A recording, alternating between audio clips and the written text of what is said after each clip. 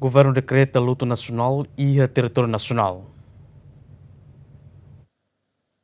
Lihusi reunião com Conselho de Ministros extraordinário na Bielorrússia terça, né? Governo decreta luto nacional e a território Timor-Leste, no dar sinal de tristeza para sua santidade Papa Francisco Niamate. Período luto nacional, né? A rua e a tuco sanulo da der e a ronura sin rua fulang abril, no remata e a meia-noite e a ronura sin walo fulang abril. Durante o período luto nacional, bandeira nacional tem que acesso claramente e edifício público roto, inclui embaixada, consulado, no representação ciracelo que Estado Unido e estrangeiro. Aprova lorong luto e itania nação toma e lorong itu mos bandeira meia haste kata bandeira to ring claramente nessa expressão solidariedade nessa rei barak masalo estado sira halo nessa tuir regras neve itania comunidade internacional sempre adopta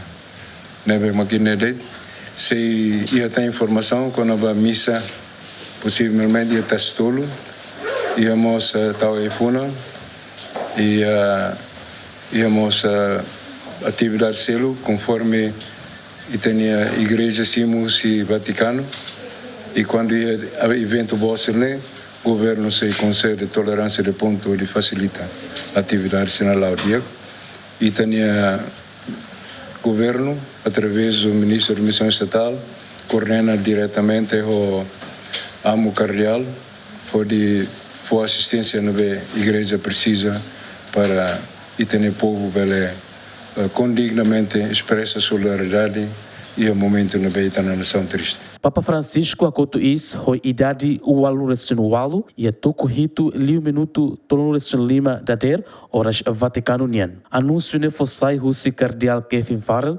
diretamente e a capela da Casa Santa Marta e a Vaticano. Antes de Papa Francisco ela visita a Timor-Leste durante l'orontolo, a russi loronsia toloron sanulu resinida fulan setembro tina rihun rua roresinhat. Durante Papa Francisco ne visita a Timor-Leste, pontífice Sorumalo líder Sira Estado Unido, líder igreja local, no Hassorofia na Timor-Leste, Rihum Barrihum. Papa Francisco nessa Papa II visita a Timor-Leste depois de Papa João Paulo II. Adérito Simenes, bem-vindo Simenes, Jemen.